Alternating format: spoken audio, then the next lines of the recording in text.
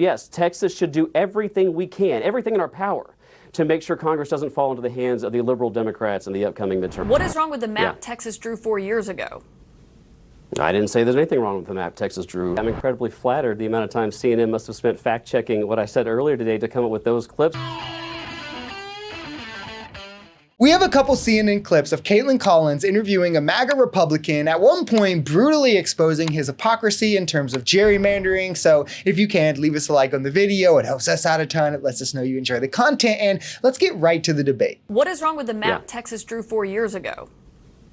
I didn't say there's anything wrong with the map Texas drew 4 years ago, but in the last 4 years, well, I think we should change it. The laws have changed, the demographics have changed, the voting trends in the state of Texas have changed. And by the way, all bad for Democrats, especially down with the Hispanic vote down near the Rio Grande Valley and the southern parts of the states that are fleeing the liberal Democrat failed policies in droves for the policies championed by President Trump and Republicans across the country and here in the great state of Texas. So yes, Texas should do everything we can, everything in our power, to make sure Congress doesn't fall into the hands of the liberal Democrats in the upcoming midterm elections. But do you have a problem if typically this only happens after the census comes out? Obviously, we see other states do this all the time. You mentioned what happened in Illinois, and that's a fair point to make there. But if that's how it happens, are you fine with other states, Democrat-run states, changing this in the middle of the decade as well?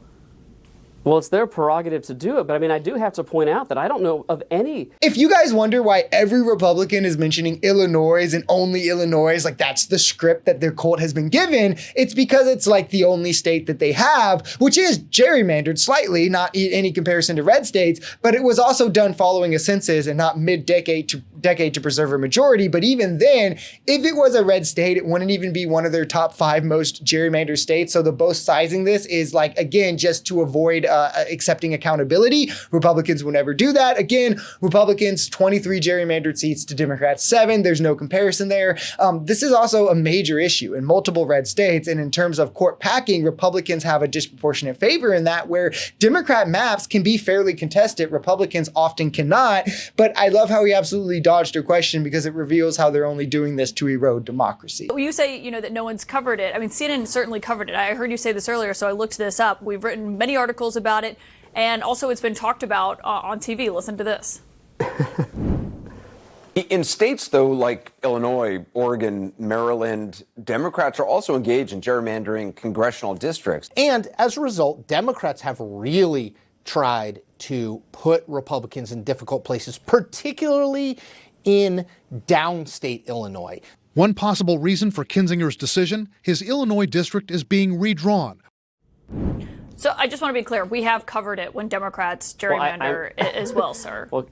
Well, Kaitlan, I got to tell you, I'm incredibly flattered the amount of time CNN must have spent fact-checking what I said earlier today to come up with those clips. Right. Notice how there's no substantive response to him being brutally debunked to his face, because he doesn't actually care about anything he's saying. He just knows MAGA is dumb enough to eat it up if he says it confidently. This should be reality shattering for anyone who isn't an absolute grifter. It also goes directly in line with what I've been saying. It's almost like every single person in this country, except for the right, is against gerrymandering, and clearly has been for years, has called it out for years, and has tried to ban it multiple times. And it literally still only exists because of conservatives, who then turn around and go, but Democrats, who, if anything, in some states are just playing ball because Republicans refuse to play fair. Like, we have independent commissions in the overwhelming majority of blue states, and Republicans are like, that's not enough. You need them in every state. Well, we have them in literally none. Like, again, ban it federally, or every blue state should gerrymander every red seat away that they can. To the point that you just made a few moments ago about why this is happening, you said very clearly that it's because you want to make sure Republicans maintain a majority here in Washington, in the House. Your governor, though, cited a letter from the Justice Department saying that 4 Texas districts were unconstitutionally racially gerrymandered as to why this is happening. So who should people believe about why this is underway? You or the governor?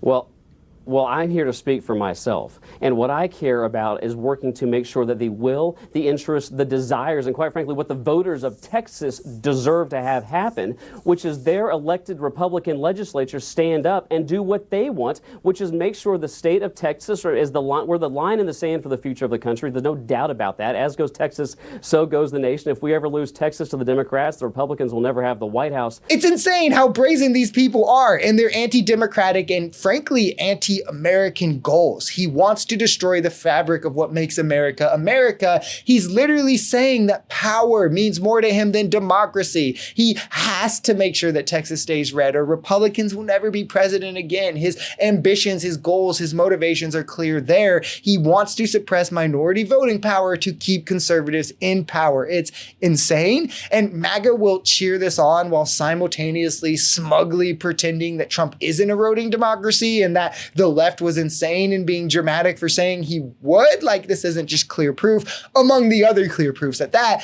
I'm truly scared for the electoral future of our country. I don't think democracy has ever been truly threatened this way. Like, the Civil War would be the last example, right? And I feel like it's not going to end. It's not going to end if we don't win in 2028. And from every day now until then, it's going to be a never-ending fight. And I just hope enough Americans care about fighting the good fight.